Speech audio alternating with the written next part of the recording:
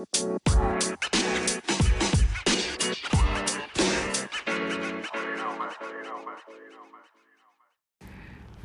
guys, welcome back to the podcast. Welcome back to Gaming Compute. Here on this podcast, we talk about careers, finances, economy, money, side hustles, education, and today, I kind of wanted to talk about the topic of brain fog. Or just kind of that, not so speedy, alert, high processing speed, access to, quick access to memory, when everything's kind of slowed down.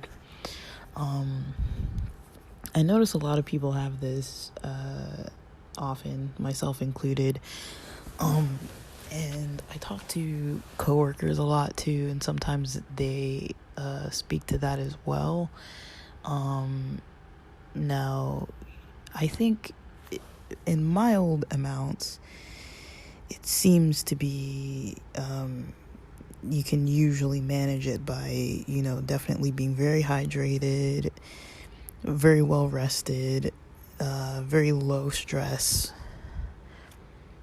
eating proper healthy meals, breakfast, lunch, dinner, snacks, even some caffeine if that's something, that you prefer. But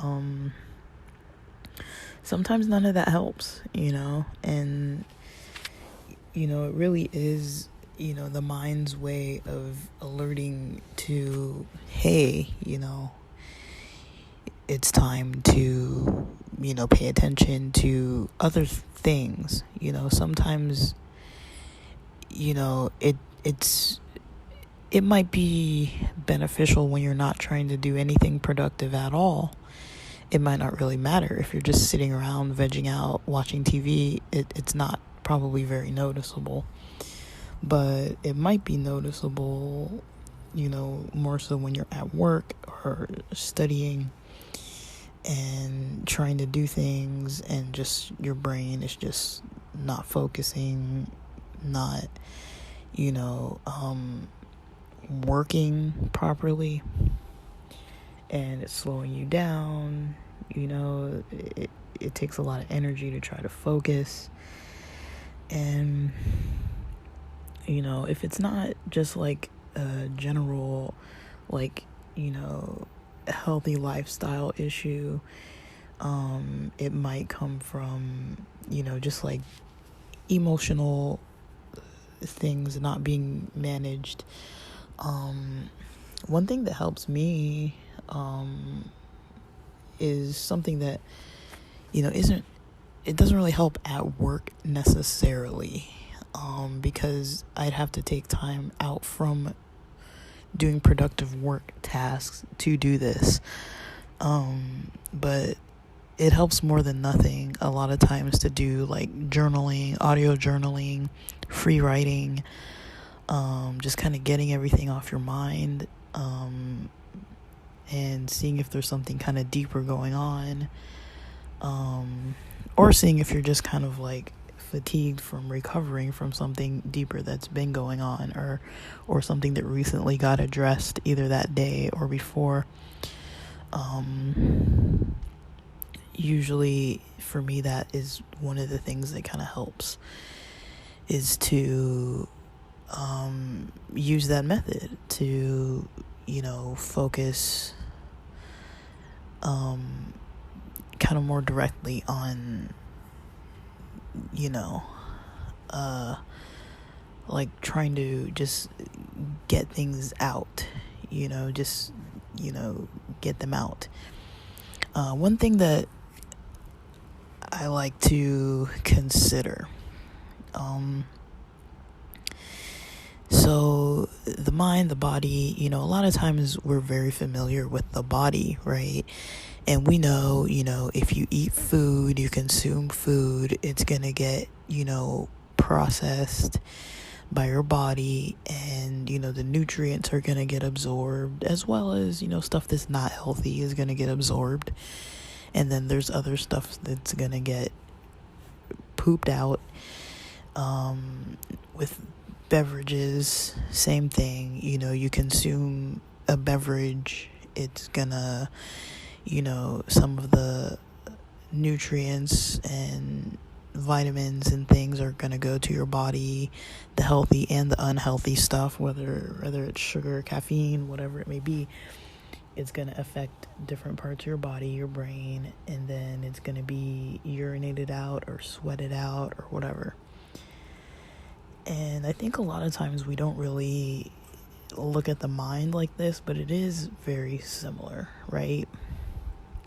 So when you think about it, it's like if you're consuming a lot of stuff, consuming, stressful information, consuming high demand of tasks that need to be done at work, like a whole load of stuff like that.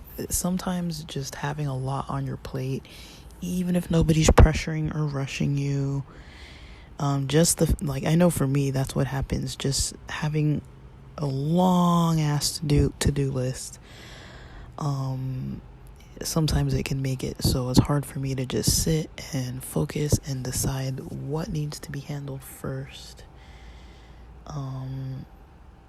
and just plugging away, right?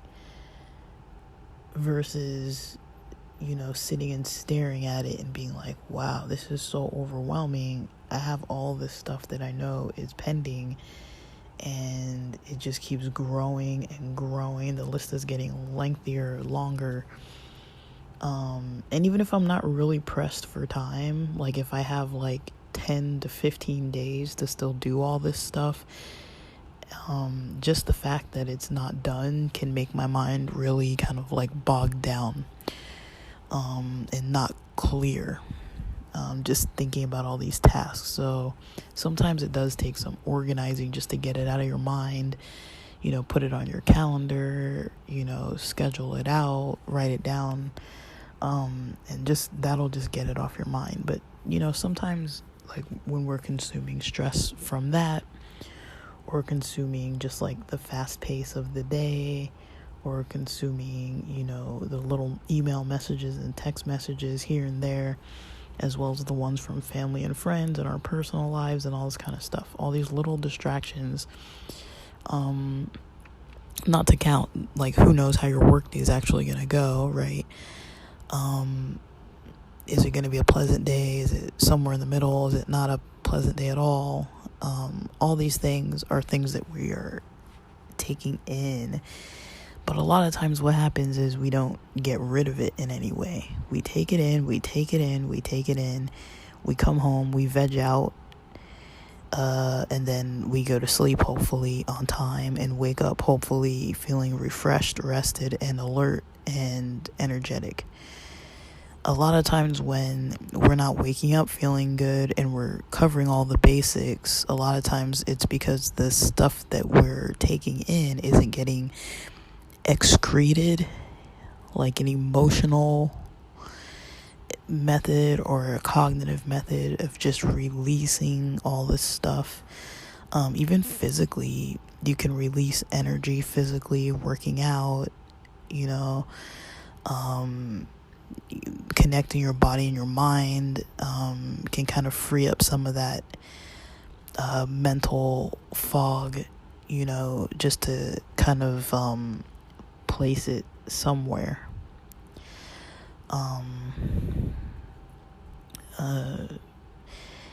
And also, that's why I would say, like, the journaling, the writing, the free writing, those types of things, they can be pretty beneficial because it will help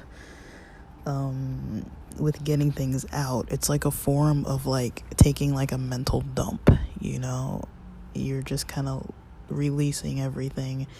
And sometimes, if it has to be done during work, if it's not something that's going to set you off like in a trauma way or like impact your mood so severely that you can't work for the day, if it's something that isn't being managed, it can help to take about an hour during work just to kind of settle these things within yourself. And then once they're settled, you'll feel hopefully less foggy. You'll feel better. You'll feel more able to be productive. And I think that's one of the maybe easier methods to use, is just trying that method, honestly. And it can be pretty hard, dealing with that when it's day after day. But,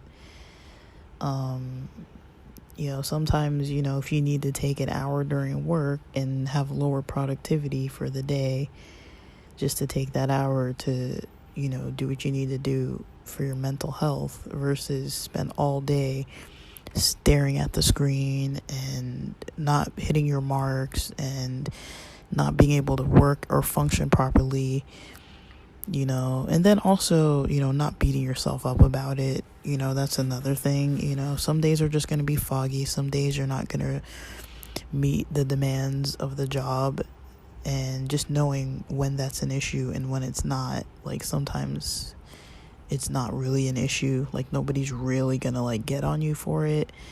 But you don't want it to get to a place where it's out of hand. But that's kind of like a method within yourself that you can kind of try and see if it works, see if it helps. And I mean, usually it will, but if it doesn't, I know that it's not super easy. It comes and goes. Usually it means you need a break, but sometimes you can't take a paid break or just a sudden break. But if you can't, usually taking up to an hour, maybe even 20-30 minutes sometimes, but just taking time alone to just release the things in your mind, it can help you feel so much more clarity, and a lot more able to kind of use your mental speed and processing speed, and feel more equipped to actually be alert and directly tackle things. And I mean, I talk to people all the time, so it's not uncommon. I'll call other providers and they'll be a little off, a little I talk to the same people a lot sometimes. So sometimes it'll be they can't remember the dates that you said, or the day of the week that you said, or the time that you said for an appointment for somebody, or you're reading back a confirmation number and they can't remember more than one digit at a time, versus usually you can tell them the whole string of numbers and they just remember it, and things like that. So you can kind of hear it with other people sometimes too, when usually they're maybe more smooth and fluid, and then other times they're just all over the place. I noticed that talking to people on the phone a lot too, where it's there's certain times of days where people are kind of foggy in the morning and foggy in the afternoons and foggy right before and after lunch. And then there's those key times around 10 to 11:30, or around 1:30 to maybe almost 2, where people are kind of just on it. So yeah, with all that, I would just say, keep at it, try to find methods that work. Usually those types of things might usually be somewhat helpful. But don't hesitate to talk to your doctors and mental health providers too, because they could recommend things for you too. So with that, thanks for listening.